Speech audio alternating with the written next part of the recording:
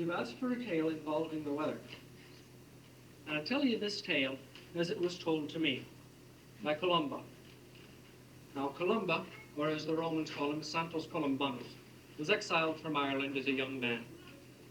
Spent his life among the heathen Picts of northern Scotland, founding monasteries and spreading the gospel.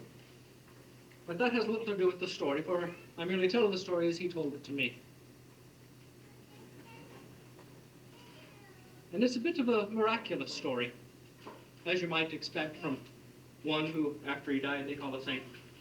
But it's a bit of a miraculous story, and it does involve the weather, but the miracle really isn't so much about the weather as the fact that, if I can give it away, at the end of the tale, a fisherman speaks the truth.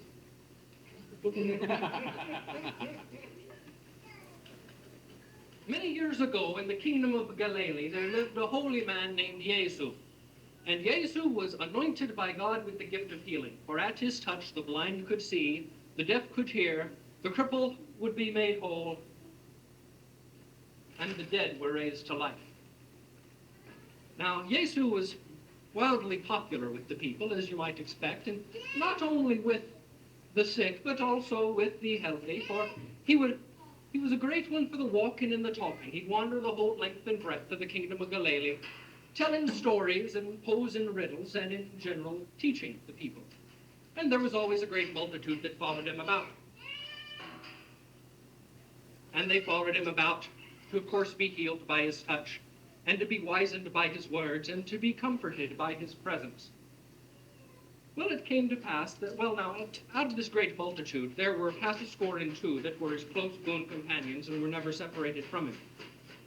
And as they walked along, one day they came to the shores of Loch Galilee, and they wished to cross over to the other side. Well, now, 3 of the 12 were fishermen. Now, those were namely Seamus and Sean McGevdy, and Sheeman, who is called Peter.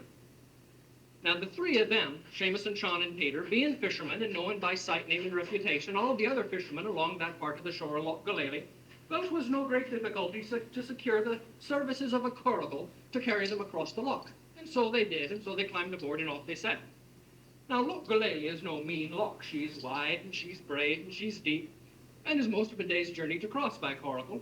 And it being a fine day, they were about halfway across when the entire party was asleep, save for Seamus and Sean on the sails and Peter at the tiller. Well, it was about this time that the wind began to freshen, and some clouds began to drift over, and the wind began to pick up, and the clouds begin to get thicker and lower and blacker and deeper. And the wind began to blow right smartly now, and then the rain began to fall, and then the storm hit in earnest, the lightning flashed, and the thunder roared, the wind blew up the waves as high as the masthead, the rain came down like sling stones, the little Curragh was rocking to and fro, Seamus and Sean were hauling down the sheets, trying to keep the sail from being torn from the mast, Peter was straining at the tiller, trying to keep the nose of the little boat into the waves so they wouldn't be swamped. Every man aboard was bailing for his life, except for Judas, who was puking over the side. And there's no rain in the sun, and then Peter looks down at his feet and sees, curled up on the deck, snoring away, is Jesus sleeping the sleep of the blessed. Well, Peter reaches back his foot and he gives him a mighty kick in the ribs and says, "Wake up and turn to, you bloody fool! Can't you see there's a gale on and we're all about to be drowned?" Well, Jesus cocks an eye up at him, and he stands up in the wildly pitching boat, drenched with the rain. And he looks at Peter and he yawns, and he stretches, and he rubs a bruise on his side. And he looks at Peter and says, "Look, man, where's your faith? What cause have ye to be afeard of a wee bit of rain and wind when I am here with ye?" And as if to prove a point, he stretches out his hands, and he says to the wind, "Be still." And he says to the sea, "Be calm." And even as he spoke, the roaring wind died down to a lamb's breath. And the raging seas, as high as mountains, were as calm as a new-mown hayfield. And the rain stopped, and the clouds cleared away.